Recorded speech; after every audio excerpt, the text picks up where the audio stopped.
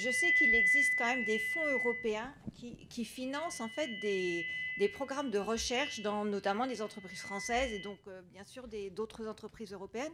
Quelle est la stratégie dans ces financements? Parce qu'est-ce qu'il ne serait pas possible d'utiliser ces fonds pour en fait créer des projets collaboratifs qui permettent de créer en fait des géants en fait du numérique européen? C'est ce qui existe, madame. Un certain nombre de fonds d'amorçage existent, qui ont une des caractéristiques, d'ailleurs, c'est d'aller chercher à la fois des fonds privés et publics. Et c'est assez largement utilisé. Mais vous savez, aujourd'hui, on voit Google comme un géant financier, et on a raison d'ailleurs. Mais tout a commencé dans la Silicon Valley avec pas grand-chose. Hein. Donc, un des éléments clés, c'est évidemment l'argent pour entrer dans un marché qui existe déjà. Vous avez raison. Mais un des éléments clés, c'est aussi la concentration de matière grise et que les gens pensent d'une certaine manière, être une vision, etc., etc. Nous, notre sujet, c'est que nous ne sommes pas un État, nous sommes 28 États. C'est que nous avons une philosophie européenne qui n'est pas tournée vers l'extrême liberté donnée à l'individu. On a une autre philosophie politique au sens grec du terme qui consiste à dire que l'État est plus régulateur. Les États sont régulateurs, c'est dans nos gènes, c'est ainsi, c'est dans notre culture. Donc c'est vrai qu'il y a un écosystème et un éco-esprit peut-être plus intéressant aux États-Unis. Ce qu'il faut voir, c'est que quand nous avons créé des succès européens, et il y en a bien entendu, ils ont été immédiatement, ils n'ont pas été encouragés dans leur développement parce qu'il y avait autour difficulté à lever des fonds, la méfiance des institutions, le fonctionnaire à la préfecture qui vous fait remplir 35 papiers, 5 exemplaires pour monter votre structure. Je ne vous fais pas le dessin, mais nous ne sommes pas totalement business friendly, vous voyez. Moi, je pense que moi, je suis un libéral au sens littéral du terme. Je pense qu'il faut faire confiance dans les gens. Il faut les contrôler a posteriori plutôt qu'a priori. Il faut ne pas sans arrêt les soumettre à des obligations avant de faire la première étape. C'est toute une culture que certains qualifient culture de l'entrepreneuriat, d'autres liberté. Moi, je suis un adepte de la liberté, je suis un adepte de Tocqueville. C'est ainsi. Mais en France, c'est pas. Il n'y a pas beaucoup de gens qui sont comme ça.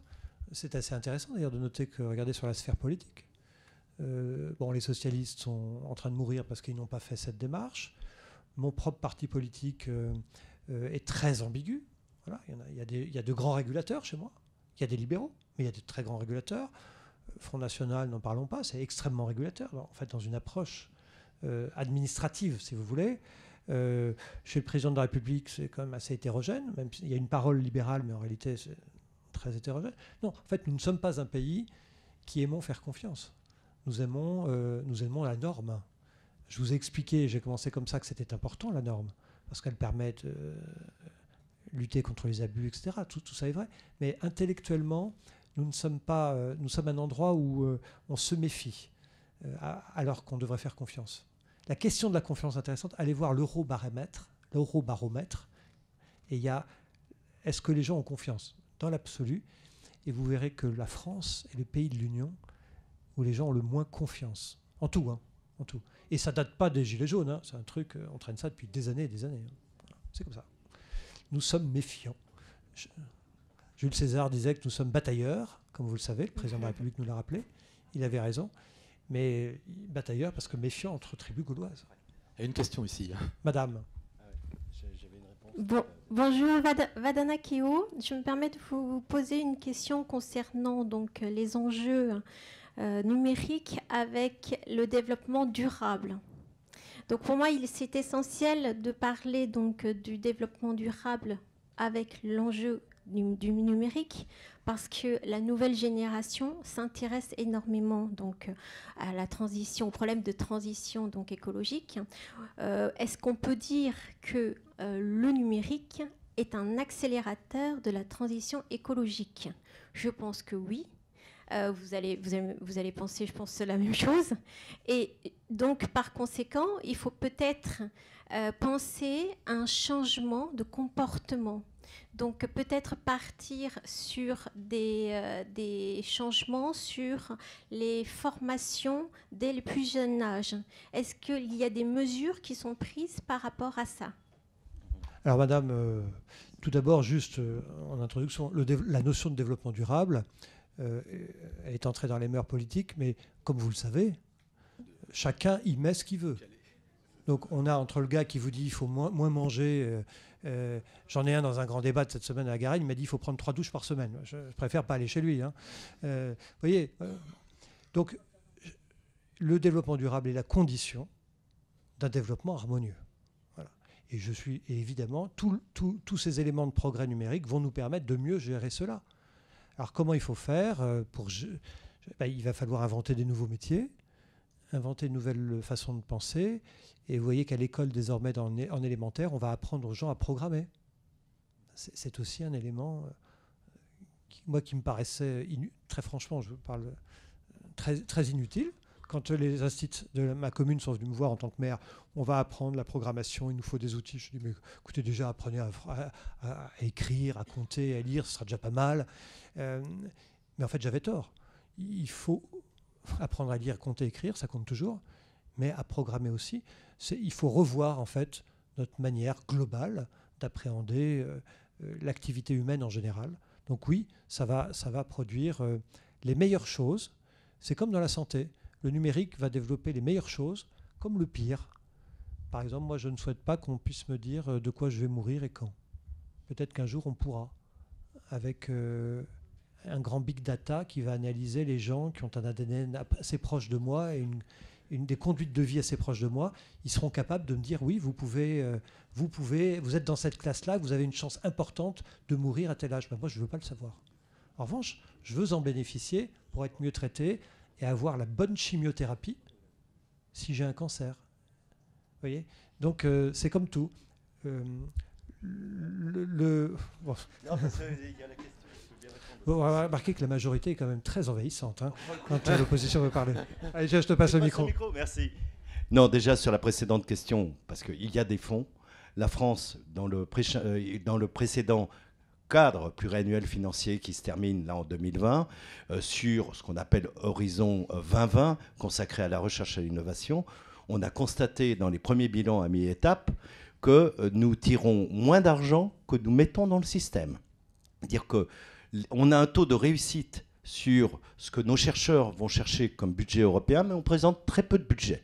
Donc on a le meilleur taux de réussite sur le nombre de projets qu'on présente, mais on y va très difficilement à l'Europe. Et pourquoi ? Pourquoi ? Parce qu'on a eu des politiques nationales. M. Sarkozy a créé et voulu développer l'ANR. L'ANR, c'est exactement le même système, en gros, que les fonds de la recherche au niveau européen, au niveau national. On a fait les choses séparées. Quand vous allez dans un laboratoire de recherche, il faut chercher et il faut chercher de l'argent. Donc quand vous avez des procédures lourdes pour l'ANR et que vous en avez des encore plus lourdes au niveau européen, eh bien on choisit plutôt le niveau national plutôt que d'aller chercher au niveau européen. Les Anglais sont le pays qui reçoit le plus d'argent pour la recherche. Pourquoi ? Parce qu'ils sont pragmatiques. C'est-à-dire qu'un projet, on incite les gens à aller au niveau européen. Les 3 projets qui sont pris, tant mieux. Les 3 suivants, on les qualifie automatiquement dans le système, l'équivalent de l'ANR britannique. Les Espagnols ont un taux de retour formidable. Ils ont dit, tout ce que propose de faire l'Europe, nous ne le finançons plus au niveau national. Vous voyez, on a aussi des logiques, parfois, en France, de doublons, parce que et on ne sait pas penser la complémentarité avec l'Europe. Juste un élément sur le développement durable. On parle beaucoup d'intelligence artificielle. Moi, je fais des conférences avec les Norvégiens, etc. Tout le monde arrive avec des projets très innovants. Ce sont les mêmes. Santé, développement, mobilité durable. Exactement, toujours les mêmes.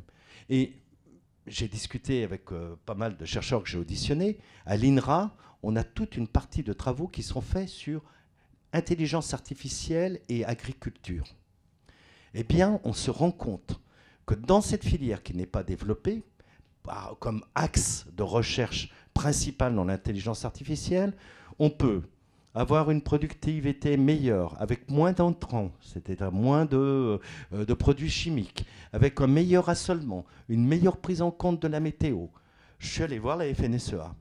Et je leur ai dit, écoutez, on va travailler ensemble, parce que vous, c'est votre intérêt pour vous désendetter, de ne pas acheter trop de produits. Ça n'intéresse pas un certain nombre, ça n'intéresse pas le Crédit Agricole, ça n'intéresse pas les banquiers, ça n'intéresse pas une partie du système qui vit sur cet endettement et cette surproduction. Mais en matière de protection des sols, dans des développements ruraux, oui, il y a urgence et on va essayer de monter un programme avec le Sénat, précisément pour qu'on ait des projets forts dans l'agriculture, pour que l'intelligence artificielle, elle réponde à la fois aux besoins de l'agriculture, bien sûr des consommateurs, mais aussi des exigences environnementales.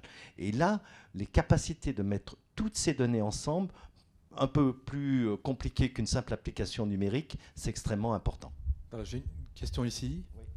Si on peut...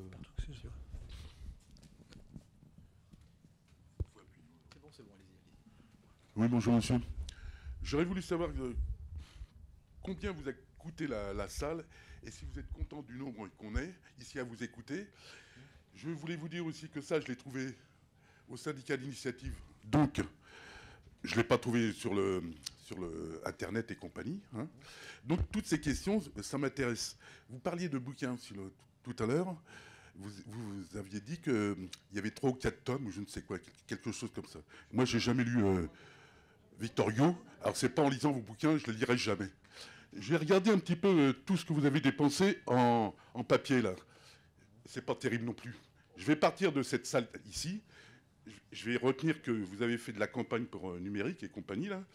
Mais moi, je ne comprends pas grand-chose en numérique. Il y a quand même tout à l'heure, vous avez interrogé les gens sur Facebook et compagnie, là.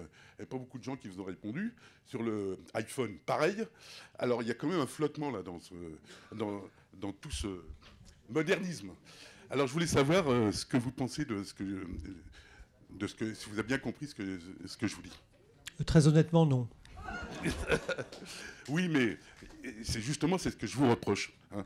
Regardez, ici... Vous pouvez, mais pouvez-vous préciser votre question? Même moi, la question, c'est le papier. On n'a pas beaucoup parlé du papier, mais le papier, c'est encore très important au jour d'aujourd'hui. Et je vois que rien ne bouge. Tous les journaux sont en train de tomber. Tout ce qui est livre, c'est la misère.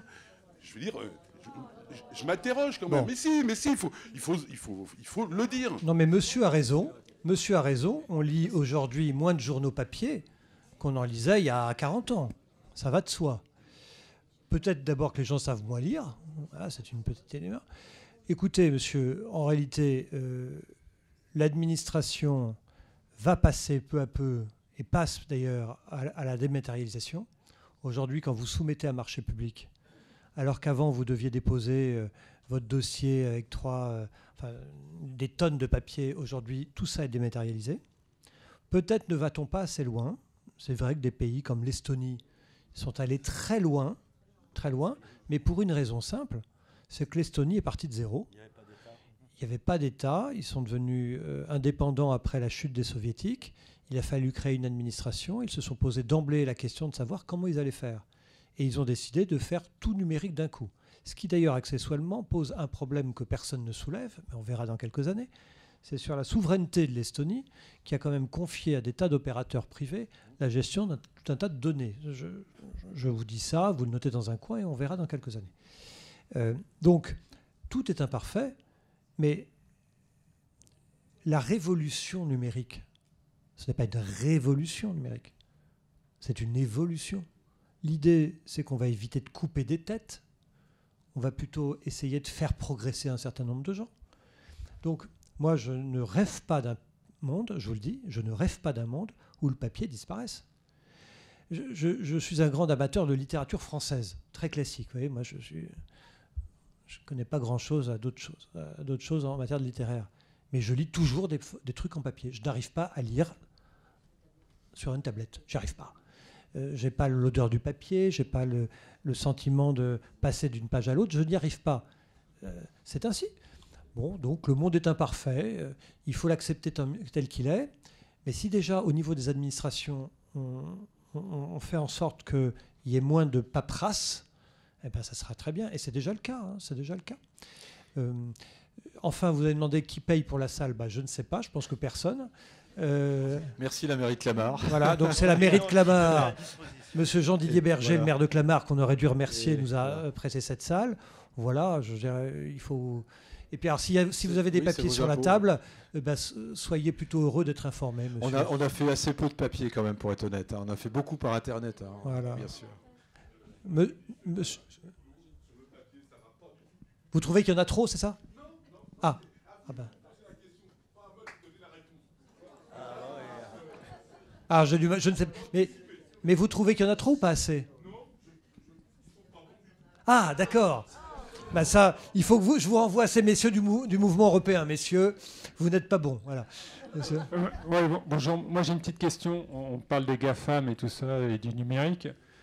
Est-ce que l'Europe ne pourrait pas prendre de l'avance sur la crypto-monnaie et sur la blockchain surtout, qui permettrait, parce que la blockchain, ça gérera plus tard les actes notariés, les actes d'échange financiers, et ainsi de suite. Si on prenait de l'avance dessus, ça permettrait de... Vous avez raison. C'est aujourd'hui le grand sujet de savoir, comme on a loupé la première révolution, est-ce qu'on peut gagner la deuxième? Absolument. Moi, je n'ai pas de boule de cristal, mais c'est évidemment la question que les spécialistes se posent. Vous avez parlé tout à l'heure de la formation des jeunes pour l'utilisation de ces nouvelles technologies. Je crois que c'est essentiel. Mais nous, les vieux, on a aussi besoin d'être formés quelquefois. Parce que, non, c'est pas trop tard. C'est pas trop tard. Parce que, au lieu d'utiliser Google, par exemple, sans réaliser que toutes nos données sont piratées, que toutes les questions que l'on pose à Google sont enregistrées, on peut utiliser le moteur de recherche européen Quant, qui, lui, n'enregistre pas nos données. Il y a quantité de supports, de plateformes qui sont... c'est vrai, relativement confidentiel par rapport à Facebook, à Twitter et autres, mais vous avez des alternatives. Encore faut-il les chercher, encore faut-il savoir où elles sont. Encore faudrait-il qu'elles soient plus favorisées par les pouvoirs publics et notamment par l'Union européenne pour inciter les citoyens européens à utiliser ces outils développés en Europe et qui nous mettent un petit peu moins pieds et poings liés vis-à-vis de ces grands géants américains. Là-dessus, c'est toute la chaîne qu'il faut penser. Hein. On le voit souvent quand on parle de nouvelles technologies, on parle des chercheurs ou des gens de premier niveau. Mais il faut, c'est comme dans la téléphonie, il y a des gens qui conçoivent et qui améliorent les téléphones, et puis il y a des gens qui, dans les boutiques, expliquent les choix, expliquent les fonctionnements aux gens, parce que, là encore, sur un téléphone comme celui-ci, ou sur un micro-ordinateur, globalement, 90% des gens n'exploitent que 15% des fonctions. D'ailleurs, la question est de savoir pourquoi on fait des produits aussi élaborés pour des usages aussi restreints. En partie parce que c'est la course à l'innovation et à la volonté de justifier un certain nombre de prix, mais c'est aussi parce qu'il n'y a pas l'éducation au service. Moi, j'ai commencé à travailler dans les années 80. Le peu d'informatique que je faisais, c'était avec des aiguilles pratiquement à tricoter, c'était des cartes perforées. J'ai découvert l'informatique, je suis passé par un nombre de boîtes privées et des grosses boîtes, et parfois pour des rachats de boîtes qui étaient dans le numérique. Je n'ai jamais eu une formation, une ordre de formation de la part de ces entreprises. La responsabilité, on le fait porter beaucoup à l'école. On doit davantage le faire porter aux entreprises. Le 1% de formation, dans ce pays, son utilisation est un véritable scandale. Dans le ciblage des gens qui ont besoin des formations, que ce soit dans l'informatique, mais c'est aussi dans l'usage des langues, dans les fonds qui sont utilisés pour certains colloques, congrès qui n'ont rien à voir avec la formation du personnel, je pense qu'il y a beaucoup, beaucoup à faire. Et je pense que la vie associative, qui est durement touchée par un certain nombre de mesures, elle devrait quand même avoir les politiques publiques devraient avoir des axes. Et je pense que aider aussi les clubs qui aident les personnes dites seniors à utiliser ces instruments, parce que c'est bien beau de dire on fait de la dématérialisation pour économiser du papier. Moi, je fais partie d'un groupe de travail avancé là, sur le débat national, sur l'organisation de l'État et des services publics. Et ben, je peux vous dire, la dématérialisation dans l'administration française est scandaleuse. Elle est scandaleuse parce qu'elle n'est pas prévue à des fins d'usagers, d'utilisateurs, c'est-à-dire on ne pense pas aux gens qui sont interrogés, on pense à comment ça s'insère dans la logique de l'administration. Vous pouvez être radié de la CAF ou inscrit à la CAF aujourd'hui sans que vous ayez ni une notification de radiation ou d'inscription, même pas un mail. Donc avant, il y avait un courrier. Vous allez sur des systèmes de déclaration, ceux des impôts, de l'IRPP sont relativement faciles. Mais celles, par exemple, que remplissent les élus ou celles de la CAF, vous avez tout intérêt à avoir gardé la déclaration de l'année d'avant ou essayer de faire une capture d'écran pour savoir tous les éléments qu'on va vous demander. C'est quasiment impossible de remplir ça en ligne de manière linéaire. C'est-à-dire qu'on se rend pas compte. Il y a encore deux questions. Oui, d'accord. Ok. Non, mais je veux dire ça parce que la numérisation s'est présentée dans notre administration comme quelque chose de formidable. C'est devenu souvent une barrière d'accès supplémentaire à l'accès aux droits. Voilà. Ok. Merci. Oui, bonjour. Excusez-moi. On avait parlé de l'imposition des GAFA au niveau européen. Où est-ce que ça en est à l'heure actuelle ? La taxation des GAFA, oui. Alors, il y a eu 2 propositions législatives qui ont été faites par la Commission européenne en mars 2018. Une qui imaginait que l'on pourrait imposer les GAFA à 3% de leurs revenus, à condition que ce fussent des GAFA de chiffre d'affaires supérieur à 750 millions d'euros et dans le monde et de 50 millions d'euros dans l'Union. C'est une proposition de la Commission européenne. Et comme vous le savez, en Europe, en fait, que fait la Commission européenne ? Elle rédige des propositions de loi, un peu comme le fait le gouvernement en France, et ensuite elle soumet aux législateurs européens cette proposition de loi. Il se trouve qu'en matière fiscale, c'est une procédure spéciale qu'on appelle, c'est la procédure d'approbation en matière fiscale. C'est-à-dire que le Parlement européen n'a pas son mot à dire. Nous ne sommes qu'un avis consultatif. Donc dans cette procédure dite d'approbation, il n'y a que les États membres qui se réunissent, les 28 autour d'une table, et qui disent s'ils sont d'accord ou pas.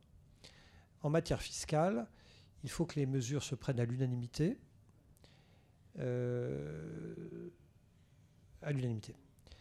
Et évidemment, aujourd'hui, la situation, c'est que l'Espagne, l'Italie, la France sont plutôt pour le principe. L'Allemagne d'emblée a dit niet, le Danemark, la Finlande, la Suède n'en ont pas voulu. Donc ça a bougé, ça c'était en 2018. Il y a un dialogue franco-allemand qui s'est mis en œuvre et les Allemands ont signé un accord qui est en réalité d'une très très grande faiblesse avec les Français. Donc il y a un accord officiellement franco-allemand, c'est ce qu'on vous dit dans la presse, qui en réalité, quand vous lisez, est très faible, qui doit se mettre en œuvre en 2021. Voilà, et le genre. Donc en fait, il ne faut pas y compter. Je vous le dis comme ça, personne n'y croit à cette affaire. C'est de la com. La France a donc décidé, mais la Grande-Bretagne aussi, l'Italie, il me semble aussi, l'Autriche et l'Espagne, chacun vont faire leur petite taxe dans leur coin. Voilà. C'est imparfait, mais elles ont décidé de le faire plutôt que rien. Donc les taxes seront mises en œuvre, je crois que c'est à partir du 1er janvier 2019 en France. Ouais, ça y est, c'est mis en œuvre. Et elle va permettre de taxer une partie des GAFA. Malheureusement, pas à la hauteur de ce qu'on pourrait faire si on était seul en Union européenne. Donc le vrai sujet de l'Union européenne, il est valable pour cette matière, mais il est valable dans toutes les matières. C'est qu'en fait, vous êtes puissant si vous avez des alliés. Des alliés puissants. Parce qu'être allié avec Chypre et Malte, c'est sympa, mais c'est pas très porteur. Ouais, des micro-choses. Donc, moi, je me souviens, quand j'avais été élu député européen, je découvrais les choses, un œil d'enfant, et je regardais, je trouvais ça formidable, etc. Et j'avais été reçu par le président de la République de l'époque, qui était Sarkozy, et il m'avait dit c'est très simple, et vous l'imaginez parler, c'est très simple. comment ça marche le groupe franco-allemand. Je dis, comment ça marche, monsieur le président? J'étais très, très respectueux, j'étais à l'Élysée, vous voyez, moi j'étais très, très impressionné. Il me dit, c'est très simple, le groupe franco-allemand, ça marche comme ça. Quand Angela veut quelque chose, je le veux, et quand je veux quelque chose, Angela le veut. C'était drôle, mais on voit très bien la démarche. La démarche était de dire, entre les Français et les Allemands, et ça a beaucoup marché pendant des années, qu'ils mettaient de côté leurs différences et ils se mettaient d'accord, c'était la priorité politique, parce que c'est vrai que quand la France et l'Allemagne arrivent unis au Conseil, vous avez beau avoir tous les autres qui disent gna gna gna gna gna, c'est compliqué. Et au Conseil, ça se passait toujours comme ça, et j'en ai eu le témoignage par les administrateurs du Conseil. C'était Van Rompuy à l'époque, le président qui dirigeait. Il donnait toujours la parole au président de la République française au début, qui disait, bon, ben voilà, il faut faire ça avec Angela, on a dit, il bousculait tout le monde. Puis après, il y en avait toujours un qui levait le doigt, qui disait son truc, et derrière, l'Allemande disait, bon, ben voilà, on a décidé ça avec les Français, écoutez, c'est compliqué, mais hop, tac, tac, c'est vite. Et puis plus personne ne parlait. Et c'est comme ça qu'il y avait une sorte de force un peu bousculante. Et la force bousculante a échoué, n'existe plus, pour plusieurs raisons. On ne va pas ouvrir ce débat, qui est un vrai débat, mais qui n'existe plus aujourd'hui. Ça date pas de Macron, hein, ça a quelques années derrière. Et on en souffre parce que du coup, on est isolé. Voilà. Et maintenant, les Allemands sont devenus, ne participent plus au couple. Et les Français ont fait quelques erreurs qui font que les Allemands les regardent d'un drôle d'œil, hein, quand même aussi. Donc, il est là le sujet. Je pense qu'on n'aura rien. On n'aura rien tant qu'on n'aura pas un fort accord franco-allemand, mais quelque chose de vrai. Pas un truc en 2021, mais surtout dont on a pris l'engagement de ne plus en parler au Conseil jusqu'en 2021. Vous voyez le truc quand même, c'est fou. Alors d'ici là, l'OCDE travaille sur un sujet, sur sa taxe aussi, mais l'OCDE va rendre un rapport en 2020. Comme l'ICANN, quoi. Donc on a le temps de mourir, tous, etc. Donc je suis assez inquiet, voilà. Et il faut bien comprendre que derrière, les Américains ont un jeu très pervers. Hein. Les Américains sont très contents qu'on soit divisés. Voilà, les Russes, n'en parlons pas. Les Chinois, bon. Donc cette faiblesse de l'Europe qui est coupable, hein, parce qu'en fait, elle fait de nous un supermarché où les Américains et les Chinois passent avec leur caddie et puis nous vendent des trucs. Et eux, ils sont les vendeurs. Hein. Et nous, on achète à crédit. Voilà. Et donc c'est très embêtant. Donc on n'en est pas, on n'en est pas loin, malheureusement. Voilà. On n'est pas loin. Ok. Donc on va. Oui.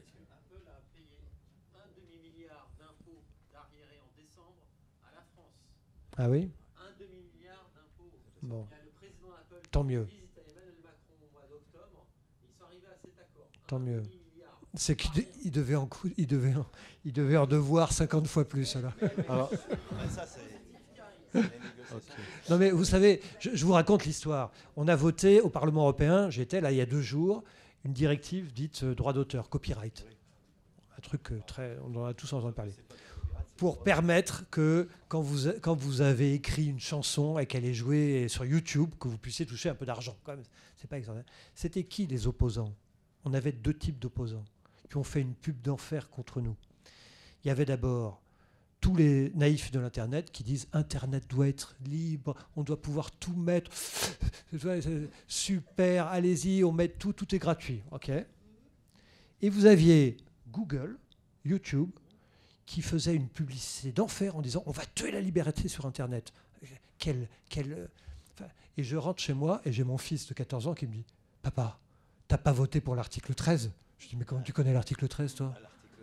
Eh bien, il me dit que dès qu'il ouvre Google, il y a un truc qui apparaît. Attention, l'Internet est en danger. Le Parlement européen est en train de tuer YouTube. Il me dit, tu es en train de tuer YouTube. Et c'est ce qu'on disait tout à l'heure. Ce sont des puissances qui sont capables de manipuler les esprits, les opinions. Et moi, il a fallu, à midi, le déjeuner, il a fallu que je persuade mon fils que j'avais rien tué du tout. Au contraire, que je protégeais. Parce que je lui ai offert un disque de Queen pour Noël. Je lui ai dit, tu vois, si je n'avais pas voté pour l'article 13, Queen, jamais il aurait vendu une chanson et il ne serait pas allé au-delà de son premier album. Alors il a un peu réfléchi quand même. Bon, mais terrible, hein. Ces gens-là sont Enfin, ils sont dangereux, ils défendent leur épicerie. Mais ils manipulent les malheureux qui, ici et ailleurs, et ici et maintenant, ici, comme aurait dit François Mitterrand, croient que l'Internet est libre et c'est des petits oiseaux et que tout est gratuit. Mais attention, c'était effrayant. Dans la directive que j'ai défendue jusqu'à 5 h du matin, c'était qui mes opposants? Alors, au Conseil, ils étaient très embêtants. J'avais en face de moi un Roumain qui sortait d'une école stalinienne qui me disait « ce n'est pas possible ». À chaque truc, ça a été un peu dur. Mais bon, au Parlement, c'était qui? Il y avait les écolos, Internet libre, on ne régule rien, d'accord? Ok, merci, mais quand même, c'est embêtant. Et il y avait les Britanniques, les conservateurs, eux, no regulation at all, laisser faire, laisser aller, ça, ils adorent ça. Et puis ce qu'on appelle l'ALDE, qui sont les libéraux, qui voulaient rien réguler. Et donc, on était les socialistes et le PPE, les malheureux. Il fallait alors qu'on a la majorité, on en était à se justifier à chaque truc qu'on voulait mettre une régulation. Mais on est passé dans un discours fou où ceux qui veulent réguler pour protéger les créateurs, les petites PME, doivent se justifier d'être les affreux qui sont contre la liberté. Mais c'est une folie. C'est une folie. Tu n'as pas opposé les libéraux dont tu étais aux régulateurs? Non, je suis un libéral au sens tocquevillien du terme. Bon, mais les libéraux au Parlement européen, c'est ce qu'on appelle l'ALDE, ou ADLE, je ne sais jamais comment ça se dit, ALDE. Là, en l'occurrence, ce sont des vrais libéraux au sens nord-européen. C'est-à-dire surtout, aucune règle, laissez filer tout. Waouh, j'avais une Suédoise en face de moi, je veux dire... Non, je suis désolé, elle n'était même pas jolie. Même pas. Bon, j'ai au premier rang une dame qui attend la parole depuis un bon Mais petit qu'elle bout de la temps. prenne. Et je vois le temps passe. Ici, c'est l'Internet libre. Alors, on va dire que c'est la dernière question. Hein. C'était dit tout à l'heure? Bon, alors, c'est qu'il y a juste une dernière question. Et sinon, bon, est-ce qu'on mange? En résumé, bon, ne voilà. soyez pas naïfs sur ces trucs-là. Les enjeux financiers sont tellement énormes qu'on vous vend qu'ils défendent la liberté, alors qu'en réalité, ils veulent simplement en vivre. Et c'est pas, il ne faut pas se faire avoir. Ouais, il faut pas se faire avoir. Ben, merci beaucoup. Un grand merci à vous deux. C'était